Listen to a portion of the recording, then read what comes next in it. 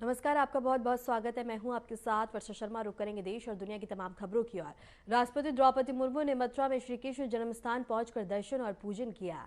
इस दौरान सुरक्षा के कड़े इंतजाम किए गए थे। राष्ट्रपति द्रौपदी मुर्मू ने भगवान श्री कृष्ण के दर्शन कर देशवासियों की सुख समृद्धि और कल्याण की कामना की। उनके आगमन पर श्रद्धालु और स्थानीय लोगों में उत्साह का माहौल देखने को मिला। श्री कृष्ण जन्मभूमि मंदिर समिति ने राष्ट्रपति का स्वागत किया और उन्हें मंदिर की परंपरा के अनुसार स्मृति चिन्ह भी भेंट किया।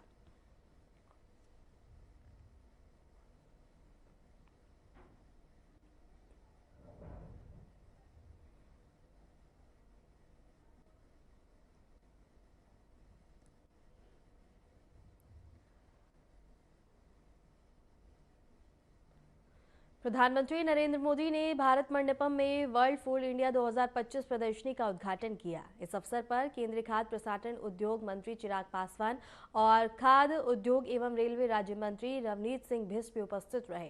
प्रधानमंत्री मोदी ने इस अंतर्राष्ट्रीय प्रदर्शनी को नई तकनीकी, नवाचार और निवेश को बढ़ावा देने वाला मंच बताया। उन्होंने कहा कि भारत में खाद्य और एग्रीकल्चर क्षेत्र में नए अवसर मौजूद हैं और ये प्रदर्शनी देश को वैश्विक निवेशकों के लिए और अधिक भी आकर्षक बनाएगी।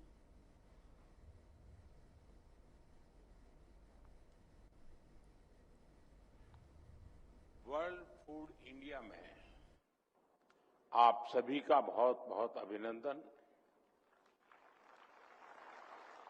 आज इस आयोजन में हमारे किसान, एंटरप्रेन्योर्स, इन्वेस्टर्स, कंज्यूमर्स सभी एक ही जगह मौजूद है। वर्ल्ड फूड इंडिया एक नए कांटेक्ट, नए कनेक्ट और क्रिएटिविटी का आयोजन बन गया है। मैं अभी अभी यहां लगी एग्जीबिशन को भी देखकर आया हूं। मुझे खुशी है कि इसमें सबसे अधिक फोकस न्यूट्रिशन पर है, ऑयल कंजम्पशन कम करने पर है और पैकेज प्रोडक्ट्स की हेल्थीनेस को बढ़ाने पर भी काफी जोर दिया गया है। भारत की तरफ भी आज दुनिया और खासकर फूड सेक्टर से जुड़ा इन्वेस्टर बहुत उम्मीद से देख रहा है, क्योंकि भारत के पास डायवर्सिटी, डिमांड और स्केल की तिहरी शक्ति है। भारत में हर अनाज की, हर फल और सब्जी की पैदावार होती है। इस डायवर्सिटी की वजह से भारत दुनिया में सबसे खास है। हर 100 किलोमीटर पर हमारे यहां खाना और खाने का स्वाद बदल जाता है। भारत में विभिन्न तरह के खानों की जबरदस्त डिमांड होती है। ये डिमांड भारत को एक कॉम्पिटिटिव एज देती है और इन्वेस्टर के लिए भारत को एक प्रीफर्ड डेस्टिनेशन भी बनाती है। आज भारत दुनिया का तीसरा सबसे बड़ा स्टार्टअप इकोसिस्टम है और इनमें से कई सारे स्टार्टअप्स फूड और एग्रीकल्चर सेक्टर्स में काम करते हैं। एआई, ई कॉमर्स, ड्रोन्स और ऐप को भी इस सेक्टर से जोड़ा जा रहा है। हमारे ये स्टार्टअप्स सप्लाई चेन्स, रिटेल और प्रोसेसिंग के तरीके बदल रहे हैं। यानी भारत में डायवर्सिटी, डिमांड और इनोवेशन सब कुछ मौजूद है। ये सारी चीजें भारत को इन्वेस्टमेंट के लिए सबसे अट्रैक्टिव डेस्टिनेशन बनाते हैं। प्रधानमंत्री जी यहाँ पर मौजूद हैं। इनके मार्गदर्शन में निरंतरता में जिस तरीके से वर्ल्ड फूड इंडिया ने ग्रो किया है, ये अपने में दर्शाता है कि इस प्रसंस्करण के क्षेत्र में संभावनाएं कितनी हैं। हम लोगों ने 2017 से वर्ल्ड फूड इंडिया की हम लोगों ने शुरुआत की और आज धीरे धीरे वर्ल्ड फूड इंडिया अपने में अपना इसने मकाम हासिल किया, जिसने ग्लोबली, नेशनली ही नहीं इंटरनेशनली, ग्लोबली जितने टेक्नोलॉजीज हैं, जितने इनोवेशंस हैं, जितने स्टार्टअप्स हैं, उनको एक मंच देने का काम किया ताकि प्रसंस्करण का क्षेत्र, प्रोसेसिंग के सेक्टर को हम लोग वो बढ़ावा दे सकें जो हम लोग का लक्ष्य है। प्रधानमंत्री जी की सोच है कि इवेंचुअली भारत को एक ग्लोबल बास्केट के तौर पर, फूड बास्केट के तौर पर प्रस्तुत किया जा सके। और ये भारत में ये संभावना है, ये क्षमता है हम लोगों में कि भारत अपने खाद्य पदार्थों की जरूरत को पूरा करते हुए अंतर्राष्ट्रीय बाजार में भी अपनी मजबूत पहचान बना सकता है। उस सोच के साथ प्रसंस्करण के इस क्षेत्र को हम लोग आगे लेकर जाने का हम लोग काम कर रहे हैं। प्रसंस्करण अपने में भारत और भारतीयों से जुड़ा रहा है। हम लोगों ने बचपन से हमारे किचन में हमारी नानी, दादी, माँ सबको बचपन से प्रसंस्करण चीजों का, खाद्य पदार्थों का करते हुए देखा है। भले वो अचार बनाना हो, पापड़ बनाना हो, दही जमाना हो, ये हमारी संस्कृति का ये हिस्सा रहा है।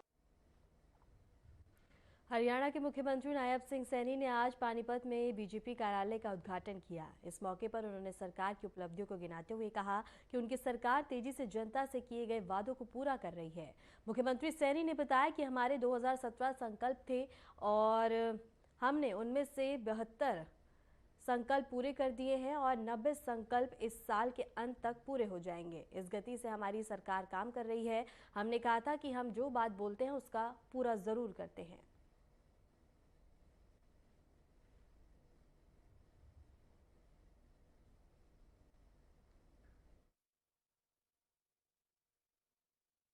दो 217 योजनाएं नहीं, संकल्प थे हमारे, ये हम ये पूरा करेंगे।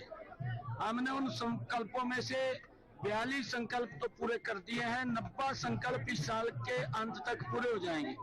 इस गति से हमारी सरकार काम कर रही है। हमने कहा था कि हम जो बात बोलते हैं उसको पूरा करते हैं। कांग्रेस पार्टी घोषणा पत्र करती है और घोषणा करके भूल जाती है।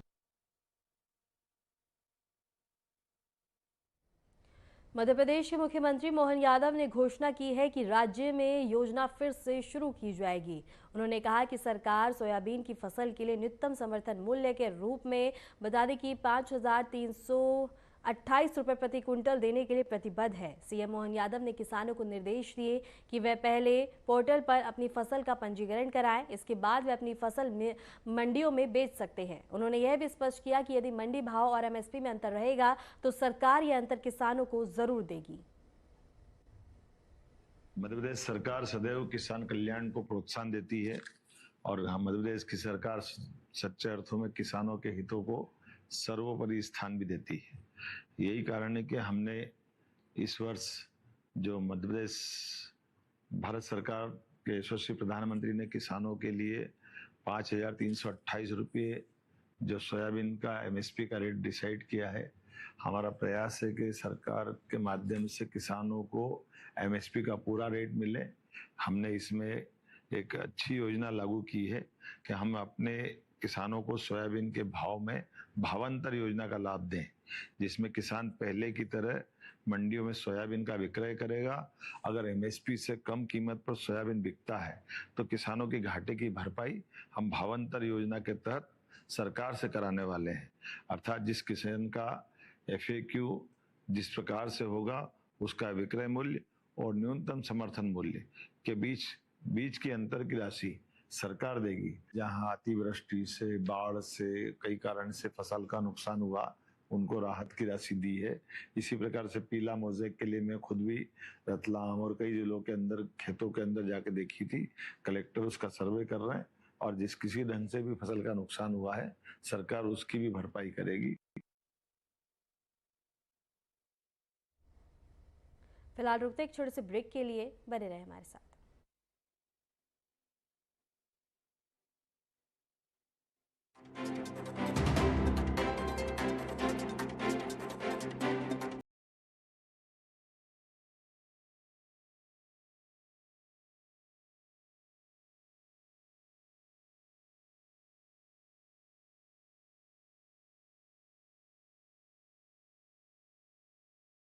नए भारत का नया उत्तर प्रदेश यशस्वी प्रधानमंत्री नरेंद्र मोदी जी के विजन के अनुरूप बन रहा है। $1 ट्रिलियन इकोनॉमी। नया उत्तर प्रदेश औद्योगिक और व्यापारिक क्षेत्र में छू रहा है नित नई ऊंचाइयां। माननीय मुख्यमंत्री योगी आदित्यनाथ के नेतृत्व में समग्र व्यापारिक प्रगति का प्रतीक बनकर उभरा है UP international trade show. Greater Noida में 25 से 29 सितंबर 2025 तक किया जा रहा है यूपी इंटरनेशनल ट्रेड शो के तृतीय संस्करण का आयोजन। यूपी ITS के तृतीय संस्करण में देश विदेश के कई व्यापारिक प्रतिष्ठान लेंगे हिस्सा। दुनिया देखेगी नए उत्तर प्रदेश के ट्रेड, ट्रेडिशन एंड ट्रांसफॉर्मेशन के साथ ही कला और संस्कृति की अनोखी झलक। आप भी आइए, अपने व्यवसाय को दीजिए वैश्विक उड़ान। UP international trade show, sourcing का अद्वितीय मंच। मैंने कुछ को नहीं मिला, खाते में भी कुछ को नहीं हुआ। आए सारे हरियाणा की लाडो लक्ष्मी खुश हैं, फिर तू क्यों मुंह फुला रही है? रहने देनी भाभी, तेरे खाते में तो 21 रुपए आवेंगे, पर मेरे और माँ के माँ ने तो कुछ को नहीं मिला। क्यों? अपने घर में 3 बिरबानी है, अब सब ना थोड़ी मिलेगा 21 रुपए। रे बावली, घर में चाहे एक महिला हो चाहे ज्यादा, हर महीने घर की सारी महिलाओं को 21 रुपए मिलेंगे। हरकतें नॉन स्टॉप। कर लाडो लक्ष्मी ऐप है, फोन में डाउनलोड करो, अपनी जानकारी भरो और बस तुम्हें बता दो अपनी सारी सहेलियत है तुरंत। लक्ष्मी होगी खुशहाल।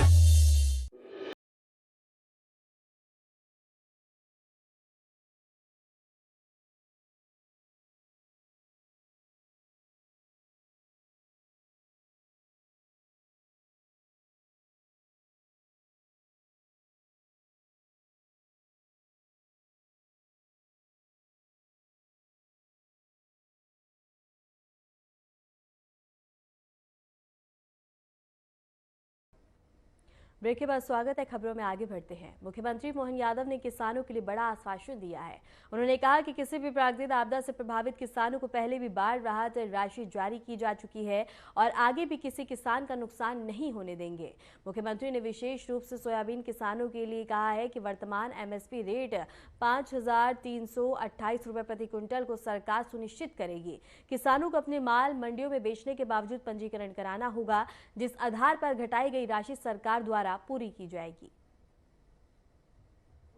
या किसी भी प्राकृतिक आपदा से कोई भी किसानों का नुकसान हुआ है, हमने सभी कलेक्टरों के माध्यम से पहले भी बाढ़ राहत की राशि हमने कई जिलों को राहत जारी भी की है और आने वाले समय में भी किसी भी किसान का कोई नुकसान हम होने नहीं देंगे, हर हालत में उसकी पूर्ति करेंगे। किसानों के लिए सदैव सरकार उनके साथ खड़ी है। मध्य प्रदेश सरकार किसान कल्याण के लिए प्रतिबद्ध है। खास करके सोयाबीन के क्षेत्र में जिस प्रकार से अभी हमारी सरकार ने यशस्वी प्रधानमंत्री के माध्यम से सोयाबीन का वर्तमान का MSP का रेट 5,328 रुपये का जो रेट है वो रेट हम दिलवा के रहेंगे। इसमें वो अपना माल मंडियों में बेचे, लेकिन वो केवल पंजीयन हमारे यहाँ करा ले, तो इस आधार पर अंतर की राशि जो घाटा होगा सरकार देने के लिए तैयार है। यशस्वी प्रधानमंत्री के आशीर्वाद से किसानों के लिए कोई तकलीफ नहीं है। हम हर हालत में किसानों को उनका योग्य प्रकार से घाटे की भरपाई करने के लिए भावांतर योजना लागू कर रहे हैं। अर्थात जिस किसान का FAQ होगा उसे विक्रय मूल्य और न्यूनतम समर्थन मूल्य MSP के अंतर की राशि सीधे सरकार उनके खाते में देगी। लेकिन इतना जरूर करना पड़ेगा, किसानों को पंजीयन का कार्य जैसे पहले उपार्जन के लिए वो अपना पंजीयन कराते थे, उसी प्रकार से हम डिटेल कार्यक्रम घोषित करने वाले हैं ताकि वो अपना पंजीयन करा ले और उस पंजीयन के उपरांत जिस किसी किसान को MSP से कम में अगर वो अपनी फसल बेचे होंगे तो हम उनके खाते में अंतर की राशि डाल करके हम उसके घाटे की पूर्ति करने के लिए प्रतिबद्ध हैं। आइए हम सब मिलकर के किसान हितैषी ऐसे निर्णयों के लिए लगातार हमारी सरकार के साथ चलें। आने वाले दशहरे की, दीपावली की सबकी बधाई। दिल्ली में पहली बार विश्व पैरा एथलेटिक्स चैंपियनशिप 2025 का आगाज हो गया है। उद्घाटन समारोह के दौरान मुख्यमंत्री रेखा गुप्ता ने कहा कि यह भारत और दिल्ली दोनों के लिए गर्व की बात है। उन्होंने कहा कि बहुत ही गर्व का विषय है, पहली बार भारत के दिल और देश की राजधानी दिल्ली में इतना बड़ा पैरा चैंपियनशिप का आयोजन होगा जिसमें 100 से ज्यादा देश भाग लेंगे। मैं इस आयोजन में शामिल होने वाले सभी खिलाड़ियों का स्वागत करती हूँ। गर्व का विषय है, सुखद अनुभूति है कि पहली बार भारत में, और वो भी भारत का दिल, देश की राजधानी दिल्ली में इतना बड़ा पैरा एथलेटिक चैंपियनशिप अरेंज होगी जिसमें 100 से अधिक देश पार्टिसिपेट करेंगे, सैकड़ों खिलाड़ी आएंगे, अलग अलग गेम्स होगी। मुझे खुशी है कि इतनी बड़ी चैंपियनशिप को होस्ट करने का मौका दिल्ली को मिला है। मैं सभी आने वाले खिलाड़ियों का बहुत स्वागत करती हूँ और पूरी की पूरी हमारी ये जो टीम है पैरा ओलंपिक गेम्स के लिए, इसका बहुत अभिनंदन करती हूँ और चाहूँगी कि हमारे देश में सभी खिलाड़ी आएं और यहाँ से सुखद यादें लेकर के जाएं। डीसी के 5वें आम चुनाव की मतगणना आज सुबह 8 बजे शुरू हो गई है। कड़ी सुरक्षा के बीच चल रही इस प्रक्रिया में प्रशासन ने सभी आवश्यक इंतजाम किए हैं। बता दें कि कोकराझार जिले में कुल 40 बीटीसी सीटों में से 12 निर्वाचन क्षेत्रों में कुल 100 उम्मीदवार चुनाव लड़ रहे हैं। इनमें से 43 उम्मीदवार उपमंडल से और 48 उपमंडल से हैं और एक उम्मीदवार परबमझोरा से चुनाव में भाग ले रहा है। प्रशासन ने मतगणना को शांतिपूर्ण और निष्पक्ष तरीके से संपन्न कराने के लिए सुरक्षा बलों को तैनात किया है। परिणाम आने के बाद बीटीसी में नए प्रतिनिधियों का पता चलेगा।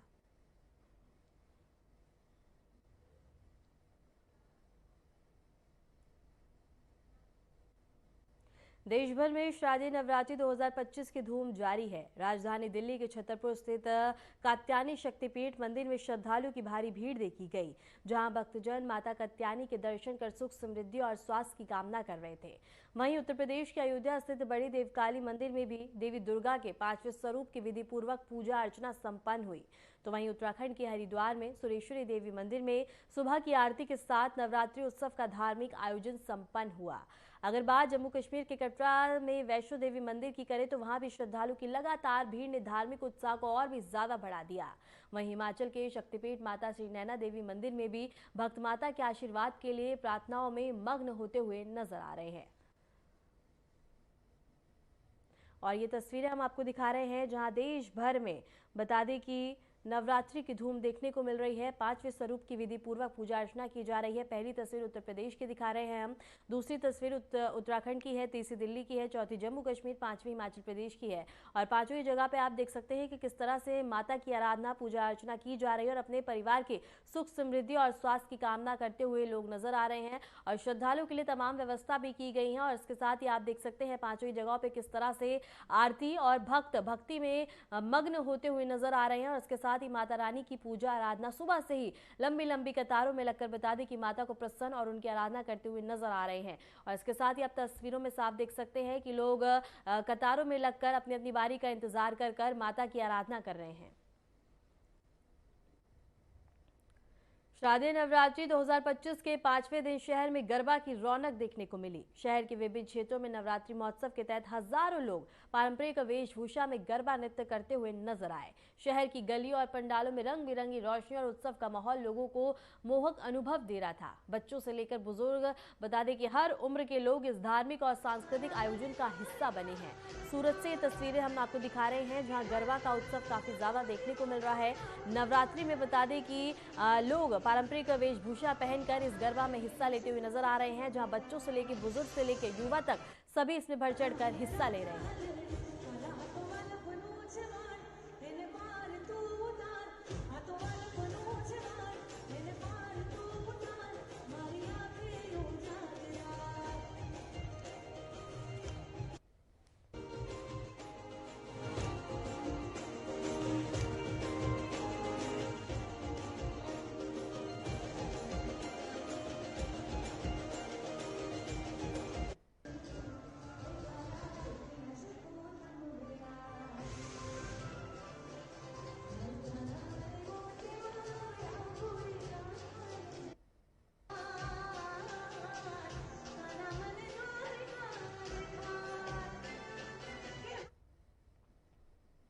फिलहाल रुकते एक छोटे से ब्रेक के लिए, बने रहे हमारे साथ।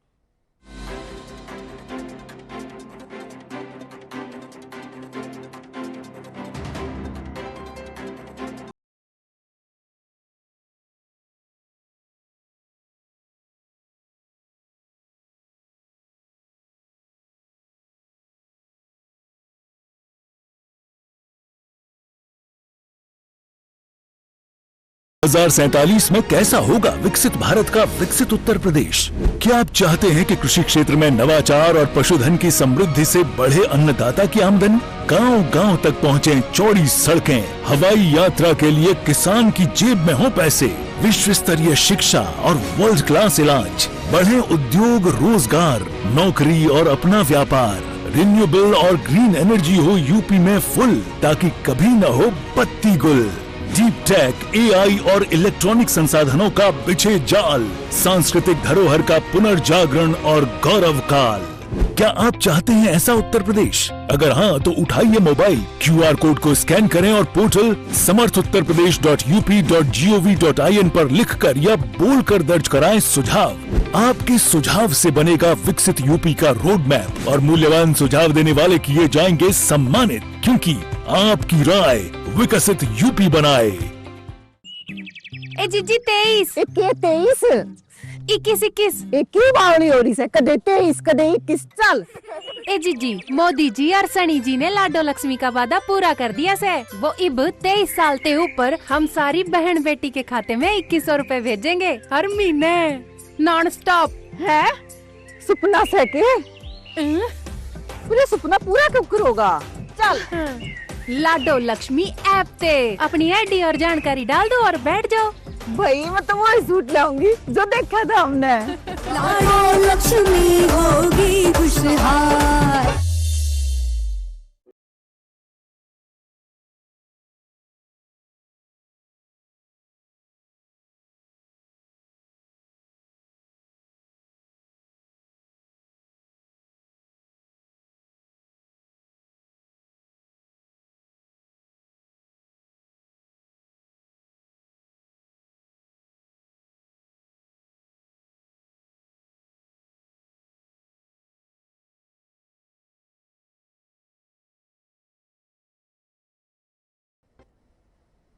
ब्रेक के बाद स्वागत है। खबरों में आगे बढ़ते हैं। चैतला अग्नि क्लब ने इस वर्ष अमृत कुंभ थीम पर आधारित दुर्गा पूजा पंडाल तैयार किया है।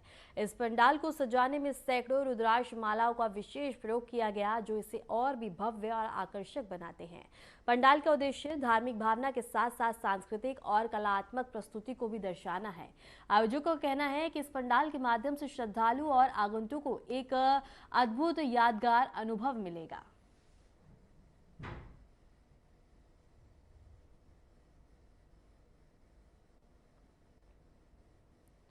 दुर्गा पूजा उत्सव 2025 के लिए गुवाहाटी में बौद्ध मंदिर थीम वाला पंडाल ध्यान बता दें कि आकर्षित करता हुआ नजर आ रहा है। दुर्गा पूजा के महासचिव ने बताया कि इस बार पंडाल की थीम थाईलैंड के बैंकॉक स्थित बौद्ध मंदिर पर आधारित है। इस बार हमारा बजट 1 करोड़ रुपए है। जो प्रतिमाएं बनाई जा रही हैं वह स्थानीय कलाकारों द्वारा की गई हैं और पंडाल कूच बिहार से लाए गए हैं। और इसके साथ ही गुवाहाटी से एक खबर हम आपको बता रहे हैं, जहां दुर्गा पूजा 2025 की थीम तैयार की गई है। और इसके साथ ही बता दें कि थाईलैंड के आधारित स्थानीय कलाकार बता दें कि प्रतिमा बनाते हुए नजर आ रहे हैं। और इसके साथ ही स्थानीय लोगों में काफी ज्यादा उत्साह देखने को मिल रहा है। बौद्ध मंदिर पंडाल जहां बता दें कि थाईलैंड की थीम पे आधारित इसको बनाया जा रहा है और जहां लोगों में काफी ज्यादा उत्साह भी देखने को मिल रहा है और स्थानीय कलाकारों के जरिए इसको तैयार किया जा रहा है।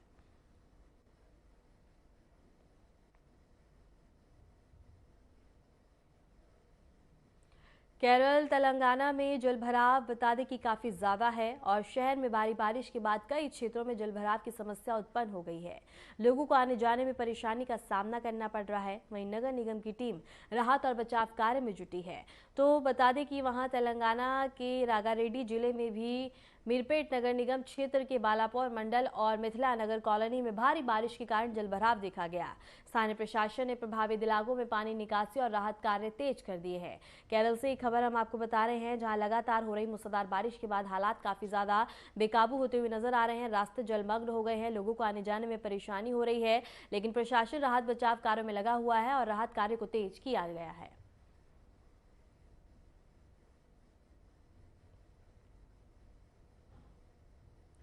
फिलहाल के लिए खबरों में इतना ही और ऐसे ही देश और दुनिया की तमाम खबरों को जानने के लिए बने रहें हमारे साथ।